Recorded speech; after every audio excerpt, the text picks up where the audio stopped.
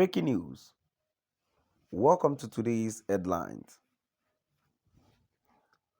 Who sold Nigeria to the British for 865,000 euro in 1899? Who sold Nigeria to the British for 865,000 euros in 1899?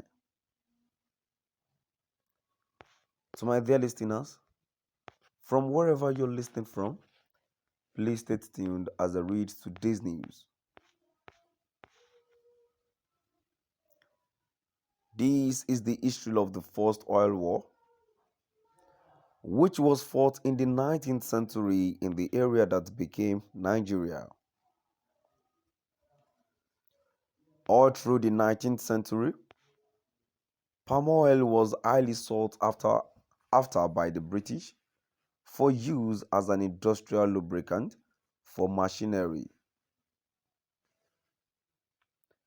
Remember that Britain was the world's first industrialized nation, so they needed resources such as palm oil to maintain that. Palm oil, of course, is a tropical plant which is native to the Niger Delta. Malaysia's dominance came a century later.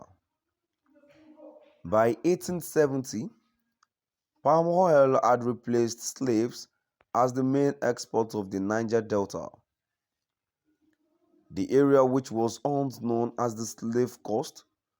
At first, most of the trade in the oil palm was uncoordinated, with natives selling to those who gave them the best deals.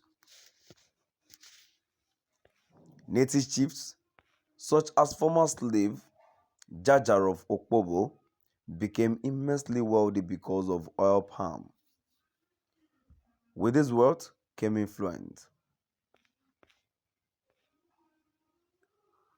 However, among the Europeans, there was competition for who would get preferential access to the lucrative oil palm trade.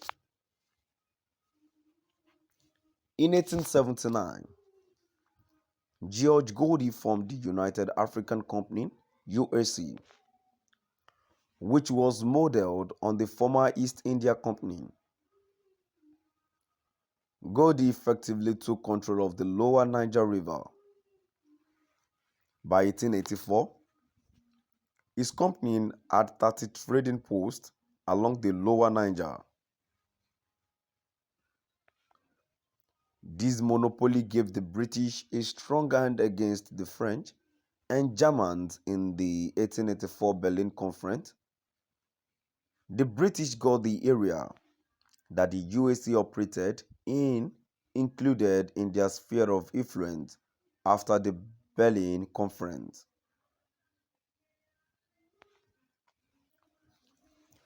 When the Brits got the terms they wanted from other Europeans, they began to deal with the African chiefs.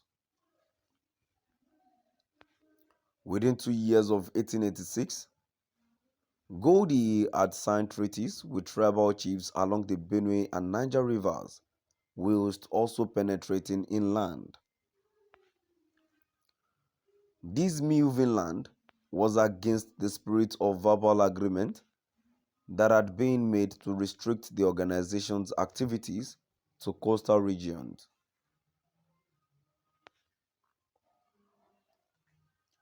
By 1886,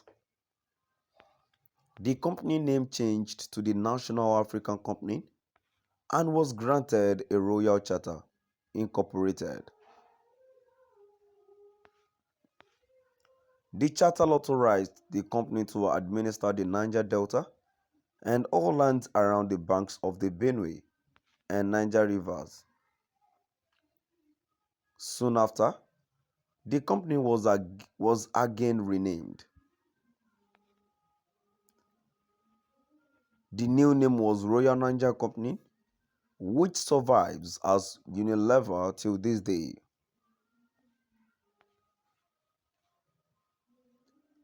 To local chiefs, The Royal Niger Company negotiators had pledged free trade in the region. Behind, they entered private contract on their terms because the deceitful private contract were often written in English and signed by the local chiefs. The British government enforced them. So for example, Jaja of Okpobo, when he tried to export palm oil in his own, was forced into exile for obstructing commerce. As an aside, Jaja was forgiven in 1891 and allowed to return home, but he died on the way back, poisoned with a cup of tea. Seeing what happened to Jaja, some other native rulers began to look more closely at the dues they were getting from the Royal Nigerian Company. One of such kingdoms was Nnembe, whose king, Koko Mingi, ascended the throne in 1889 after being a Christian school teacher. Koko Mingi, King Koko for short, like most rulers in the yard, was faced with the Royal Nigeria Company encroachment. He also resented the monopoly enjoyed by the Royal Nigerian Company and tried to seek out favorable trading terms with particularly the Germans in Cameroon. By 1894, the Royal Nigerian Company increasingly dictated whom the natives could trade with and denied them direct access to their former market. In late 1894, King Koko renounced Christianity and tried to form an alliance with Boni and Okpoma against the Royal Nigerian Company to take back the trade. This is significant because while Okpoma joined up, Boni refused, a harbinger of the successful divide and rule tactic. To my dear listeners, now I've come to the end of our today's news. Please do drop by at the comment section and let's know what your view is all about. Thank you for listening.